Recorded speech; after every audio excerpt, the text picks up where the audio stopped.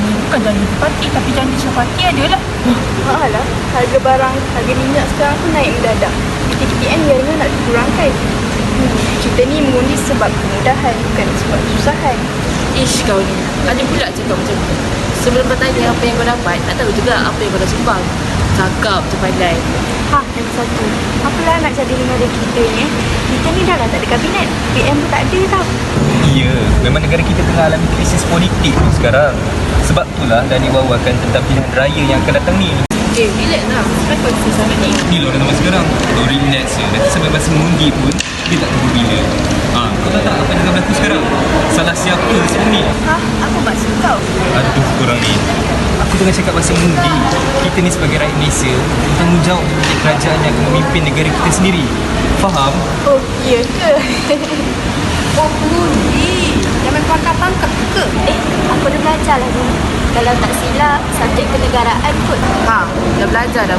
Lain kali ilmu tu jangan sampai habis kat kelas je. Pangkah bukan sembarang pangkah. Nanti pangkah tu lah yang menentukan masa depan negara kita.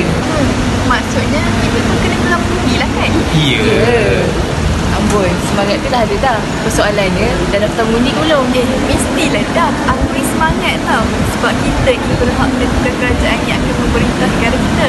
Kan pas kan? Bila kita fikir balik kan, betul juga. Negara kita ni adalah negara demokrasi. Kalau bukan kita, siapa lagi? Kalau bukan sekarang, bila lagi? Korang nak undi parti apa ni? Kalau aku kan, nak pilih... Ya Allah, mana boleh tahu? Undi kita adalah rahsia. Satu lagi. Yang penting, jangan rosakkan undi. Tak adalah, lawak je.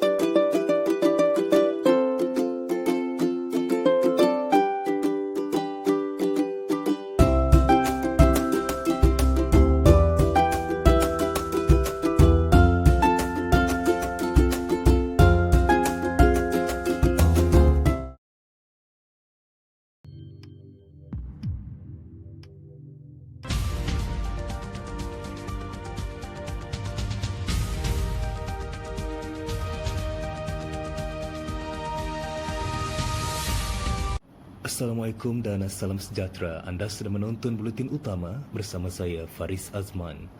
Proses pengundian pilihan raya kecil PRK Pinang Sebatang hari ini berlangsung aman dan juga lancar sehingga jam 8 malam. Suruhanjaya Pilihan Raya SPR masih mencatatkan peratusan keluar mengundi mencapai sasaran keluar mengundi iaitu 70% setakat jam 4 petang. Dan berdasarkan keputusan tidak rasmi setakat ini, calon Parti Kambing Datuk Seri Farhan Yacit masih mendahului kiraan undi. Dan untuk laporannya kita bersama dengan Najwa Maisarah langsung dari Dewan Pinang Sebatang. Baiklah Najwa, bagaimanakah perkembangan pada ketika ini? Ya, terima kasih Faris di Seri Pentas. Sebelum ke perkembangan terkini berkenaan PRK Parlimen Pinang Sebatang, ingin saya kongsikan sedikit perjalanan semasa hari pengundian pada hari ini, di mana pada 11 pagi, saya berada di SK Kampung Pinang, di mana lokasi membuang undi bagi calon Parti Cengkerik-Kerik Datin Azlin Suhaimi yang telah selesai membuang undi pada jam 8.04 pagi, manakala bagi calon Parti Kambing Datuk Seri Farhan Yacit selesai membuang undi pada jam 8 pagi. Baiklah, bersama-sama dengan saya sekarang dua orang calon parti iaitu Datuk Seri Farhan yang mewakili Parti Kambing dan Datin Azlin iaitu calon Parti Cengkerik-Kerik. Selamat petang. Baiklah, saya difahamkan setakat ini Parti Kambing masih mendahului kiraan undi dengan jumlah 217 undi, manakala Parti Cengkerik-Kerik mencatatkan bacaan 100 undi. Seperti yang dapat kita lihat sejak awal pagi tadi, tiada sebarang ketegangan yang tercetus antara pengundi maupun calon yang bertanding. Jadi, apa yang membuat saya tertarik untuk bertanya kepada Datuk Seri dan Datin adalah apakah yang membuatkan penyokong-penyokong Datuk dan Datin boleh memberikan kerjasama yang baik semasa proses pengundian dijalankan? Baiklah, terima kasih. Saya sebagai wakil parti politik Kambing amat berpegang teguh kepada prinsip profesionalisme sejak kempen ini dijalankan. Seringkali saya tekankan kepada para penyokong supaya bersifat profesional lah semasa mengundi. Bagi saya, sebarang keputusan perlulah diterima dengan hati yang terbuka. Dan apa yang paling penting, para penyokong perlulah mengawal diri dan tidak mencetuskan sebarang masalah bagi menjaga nama baik parti kita sendiri. Baiklah, terima kasih Datuk. Bagaimana pula dengan pendapat Datin Nazlin? Okay, Assalamualaikum warahmatullahi wabarakatuh kepada semua rakyat Malaysia yang menonton. Okey, di sini saya ingin menjawab kepada soalan yang juga ditujukan kepada saya seperti tadi. Okey, saya ingin menyatakan bahawa mengundi ini merupakan satu tanggungjawab yang besar bagi kita sebagai rakyat Malaysia. Daripada itu, saya bersetuju dengan apa yang dikatakan oleh Datuk Fahan sebentar tadi, di mana tidak mahu menimbulkan sebarang konflik. Begitu juga dengan saya tidak mahu sebarang konflik ditimbulkan, dan saya telah memberitahu bagi parti Cengkrik Creek supaya tidak menimbulkan sebarang kekecohan sepanjang aktiviti ini berjalan. Dan saya telah juga memberitahu kepada parti Cengkrik Creek supaya menerima segala keputusan sama ada berpihak kepada parti Cengkrik Creek ataupun tidak berpihak kepada kami. Saya rasa setakat ini sahaja perkembangan yang boleh saya bawakan dari lokasi pengundian. Saya, Nur Najwa Maisara, wartawan Buletin Terkini melaporkan. Berdasarkan video yang dipaparkan, terdapat situasi di mana dua orang ahli politik yang ditemu ramah oleh seorang wartawan di tempat mengundi. Situasi ini kita boleh kaitkan dengan teori teleological, iaitu prinsip utilitarianisme, di mana prinsip ini mementingkan tindakan seseorang untuk memaksimumkan kebahagiaan dan keseronokan majoriti berbanding diri sendiri. Baiklah, melalui video yang dipaparkan sebentar tadi, dapat kita lihat sikap profesional seseorang ahli parti politik dalam menjalankan tugasnya.